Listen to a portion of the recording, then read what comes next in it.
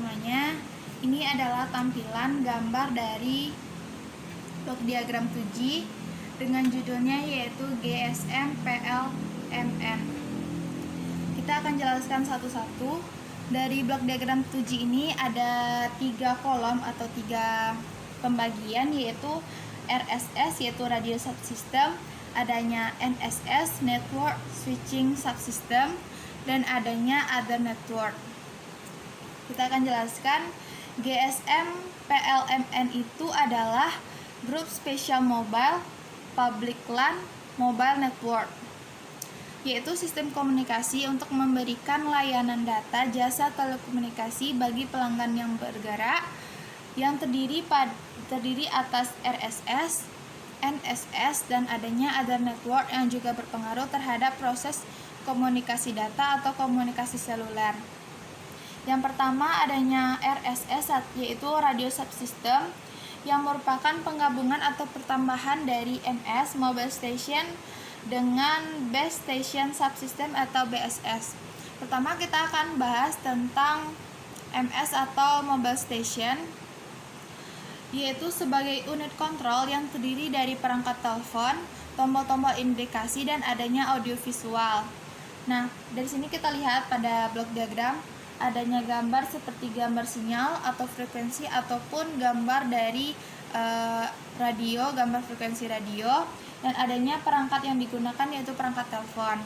Nah, di bawah perangkat telepon ini ada MS sama dengan ME ditambah SIM, yang merupakan MS adalah mobile station, ME adalah mobile equipment, dan SIM adalah subscriber identity module, yang berpengaruh terhadap jaringan telepon yang ada ketika melakukan proses komunikasi data atau komunikasi seluler.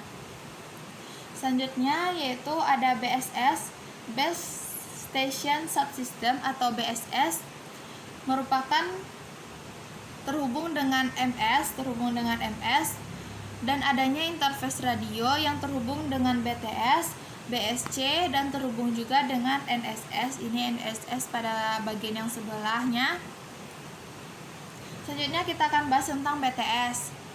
BTS itu adalah Base Transceiver Station, yaitu perangkat transceiver yang berada pada suatu area atau wilayah tertentu yang bentuknya seperti tower dengan ketinggian tertentu, dan adanya antena pemancar dan antena penerima terhadap BTS itu sendiri.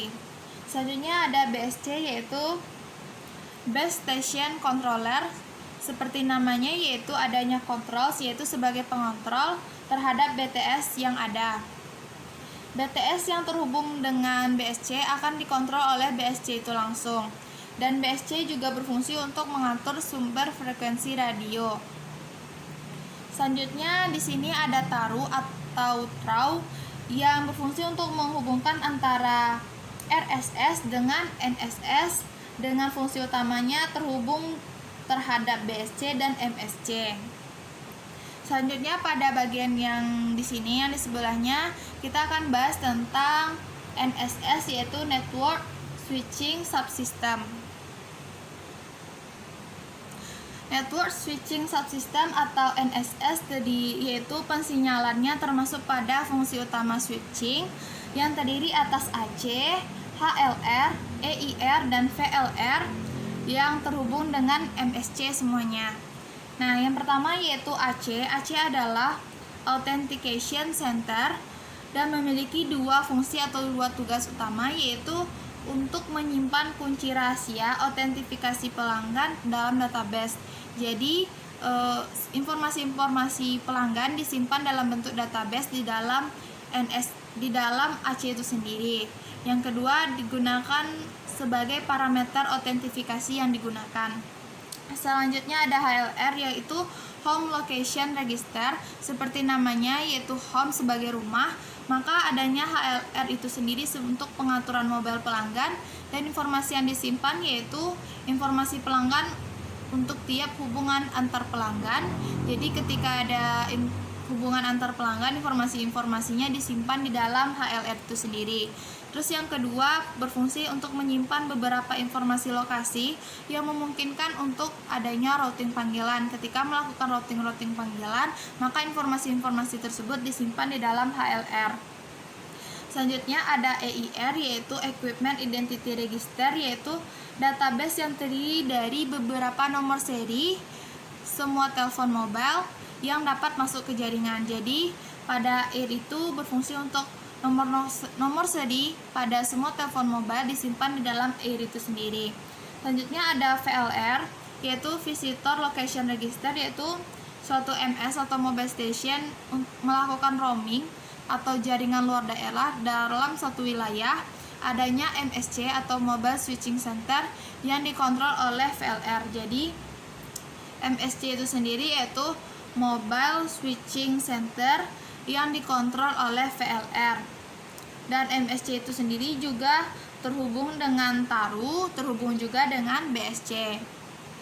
Selanjutnya pada tabel bagian bawah adanya OMCB dan adanya OMCS. Pertama, OMCB itu adalah Operation and Maintenance Center Base, yaitu operasi dan pemeliharaan komponen terhadap komponen RSS itu sendiri. Jadi semua komponen RSS terhubung dengan OMCB. Selanjutnya adanya OMCS, yaitu Operation Maintenance Center Switching, operasi pemeliharaan dan komponen NSS dipusatkan di OMCS itu sendiri dan terhubung. OMCS itu terhubung dengan semua komponen pada NSS. Selanjutnya pada tabel yang ketiga yaitu adanya Other Network yang juga berpengaruh terhadap komunikasi data atau komunikasi seluler yang kita gunakan. Nah, yang pertama yaitu adanya PSTN, yaitu Public Switched Telephone Network, yang merupakan jaringan telepon yang berada pada frekuensi 300 sampai 3400 Hz dengan memiliki bandwidth yaitu 64 Kbps. Selanjutnya ada ISDN yang juga terhubung dengan MSC. ISDN itu adalah Integrated Service Digital Network, yaitu sistem komunikasi antara data, suara, dan gambar yang terintegrasi dalam suatu jaringan. Selanjutnya ada Data Network, yaitu data jaringan yang akan diolah atau dikirim dalam proses komunikasi data atau komunikasi seluler. Jadi, data network yang kita kirimkan dalam komunikasi data atau komunikasi seluler akan berpengaruh terhadap konektivitas atau kelancaran dari proses komunikasi jaringan itu sendiri. Semakin banyak data yang dikirimkan, maka hal itu akan berpengaruh terhadap proses komunikasi data atau komunikasi seluler yang kita lakukan. Nah, ini gambar dari blok diagram 2G GSM PLMN. Baiklah teman-teman semuanya, sekian dari presentasi saya. Kalau ada kata-kata yang salah mohon dimaafkan.